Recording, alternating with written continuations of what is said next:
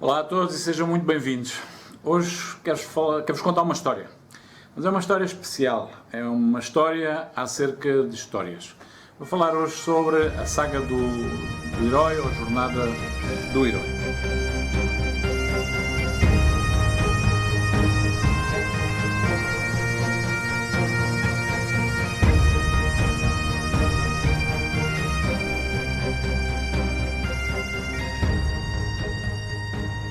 Todos nós já vimos filmes, todos gostamos de filmes.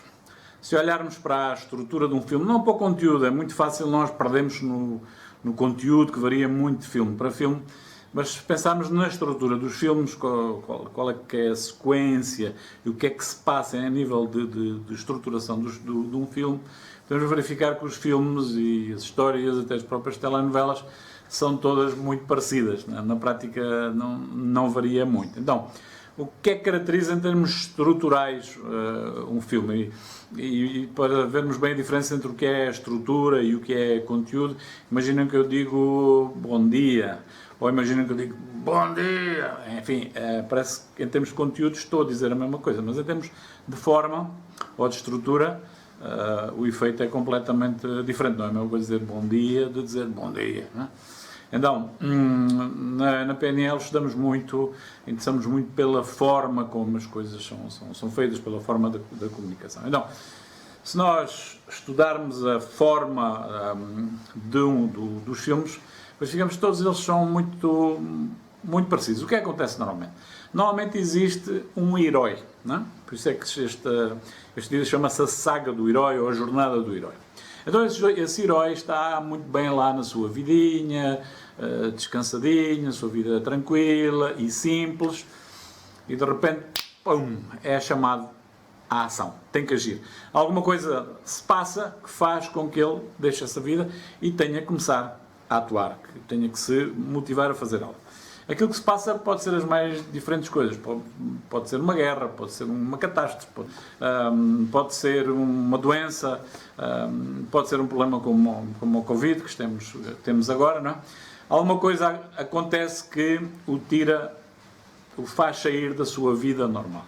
E muitas vezes aquilo que o leva à ação, o que leva a agir, pode ser até algo interno, pode ser uma luta contra esse inimigo interno, aquele lado que nos faz às vezes sermos preguiçosos, às vezes sermos invejosos, aquele lado de nós que é ignorante, aquele lado de nós que não acredita em nós mesmos, aquele lado de nós que é um lado de baixa autoestima, ou aquele lado às vezes que é agressivo, que é incoerente, não é? Portanto, aquilo que muitas vezes chamamos de dark side, portanto, aqueles lados menos positivos de nós próprios, não é? Às vezes é uma luta em que o inimigo somos nós próprios, o inimigo é aquilo que chamamos de inimigo interior. Isso acontece bem em muitos filmes. E muitas vezes esse inimigo exterior não é mais do que uma metáfora do próprio inimigo interior, não é? Então, nosso herói está ali muito bem, de repente tem que fazer qualquer coisa. E muitas vezes ele não quer, ele quer continuar na sua vida calma, nos seus hábitos, fazendo aquilo que já sabe fazer muito bem e às vezes até se recusa a entrar em ação. Só que não tem hipótese nenhuma, porque se não entrar em ação é pior do que entrar em ação, e ele vai ter que fazer qualquer coisa. Então aí há várias figuras. Uma das figuras pode ser o demónio, pode ser o dragão.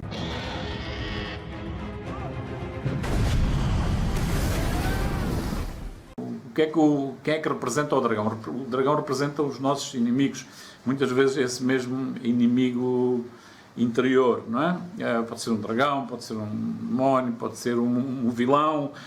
Your arrogance blinds you, Master Yoda. Now you will experience the full power of the dark side. Um malvadão, não é? Vai depender de filme para filme, mas é algo que representa o nosso inimigo. Como digo, tanto pode ser interior como pode ser exterior, não é? Portanto, esse é o grande desafio, é vencer esse inimigo. Portanto, essa é logo uma das partes importantes de qualquer filme, é o vilão ou o dragão. E o que é que há mais, muitas vezes? Bom, às vezes há a caverna. O que é a caverna? A caverna representa o desconhecido, o medo ao desconhecido, algo, representa aquilo que nós não conhecemos, não é? Na caverna, quem é que pode estar na caverna? Pois na caverna pode estar o dragão, não é? Pode lá estar e pode-nos atacar e ataca-nos no seu próprio território, não é? Mas na caverna também pode não estar nada, absolutamente nada, não é? Ou pode estar um grande tesouro, não é? Então esse medo de entrar na caverna representa os nossos medos que muitas vezes nos impedem de conseguir aquilo que queremos, não é? Portanto, esse tesouro da nossa vida, que às vezes não o descobrimos, não o encontramos porque temos medo do desconhecido, do que é que possa estar na caverna, não é? E quem são os outros elementos do filme? Bem, um outro elemento é os nossos mestres, os nossos guias espirituais, é o Morpheus do filme Matrix, Finalmente. Bem-vindo. Como deve ter imaginado, eu sou Morfeu. Mestre Yoda da Guerra das Estrelas. Anything to say about it, I have. Representa aqueles guias, aquelas pessoas que são para nós modelos, que são os nossos mestres, que nos ajudam e que nos vão aconselhar, direto ou indiretamente, nessa saga pela qual vamos ter que passar, não é? Então, os nossos mestres são também uma parte importante dessa saga. E quem é que está mais? São os nossos amigos, não é? Os amigos, aqueles que têm as suas próprias sagas e que estão ali para o bem e para o mal e que nos vão acompanhar nos bons momentos e nos maus momentos, não é? E que mais elementos temos no filme? Há muito mais, temos o tesouro, temos muitas outras coisas. Então o nosso herói envolve-se nessa luta. Nesse processo vai ficar cheio de mazelas, todo dorido, cheio de feridas, vai perder muitas coisas que gosta, muitas coisas que estavam apegadas, até às vezes muitas pessoas, vai ter que atravessar o deserto, vai ter que atravessar o vale das sombras da morte, enfim, vai passar mal, mas muito mal, mas no final consegue vencer o dragão. No final ele luta, vence, fica feliz. E quando pensava que já tinha vencido o dragão, de repente o dragão renasce outra vez, volta a atacar e diz: meu Deus, isto nunca mais vai acabar, o que é que está a acontecer, tenho que continuar a lutar, e acaba por ter que lutar mais uma vez, e mais uma vez acaba por vencer o dragão, agora já muito mais forte, agora já muito mais capaz, agora já muito mais sábio, até que... Então, finalmente o nosso herói tem paz. Finalmente tudo correu bem.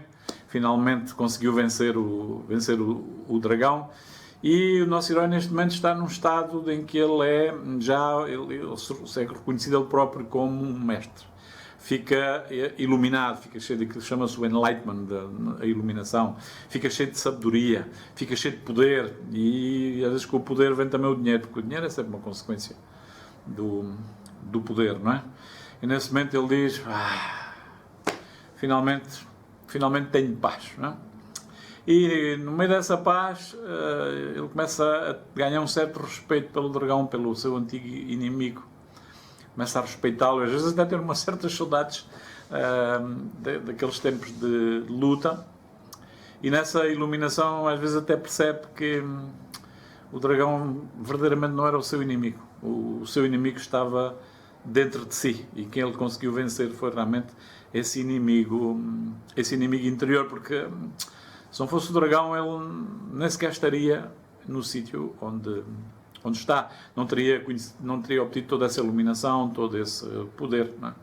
Então afinal nem sequer o dragão era seu inimigo. Então, contar histórias é uma coisa que se dá muita importância na PNL, porque as histórias na programação neurolinguística têm muitas vantagens. É uma maneira de passarmos informação sem criarmos reações adversas por parte das outras pessoas. É uma maneira também de passarmos um conteúdo moral ou filosófico. É uma maneira também de mudarmos as convicções enfraquecedoras das pessoas para convicções fortalecedoras, torneando uma coisa que chamamos o fator crítico, é aquela parte de nós que tende a reagir criticamente a tudo que é novo, a tudo aquilo que não condiz com aquilo que sabemos, com aquilo que conhecemos, com aquilo em que acreditamos, não é?